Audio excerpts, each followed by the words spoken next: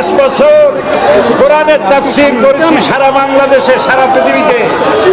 আমাকে বানানো হয়েছে যুদ্ধ অপরাধী, আমাকে বানানো হয়েছে চোর, ডাকাত, হত্যাকারী, ধর্ষণকারী। আমি আল্লাহর নামে কসম করে বলছি, আল্লাহ তোমার জাতের কসম, তোমার ইজ্জতের কসম, তোমার সম্মানের কসম, 1971 সনের এক ফোঁটা পানি বা কাদা আমার গায়ে লাগে নাই, লাগে নাই, লাগে নাই। আমার শুধু কাজ ছিল কোরআনের প্রচার করা। নাস্তিকবাদীরা সহ্য করতে পারে নাই, জালিমরা বরদাস্ত করতে পারে নাই, যার জন্য আমাকে বন্দী করে রেখেছে।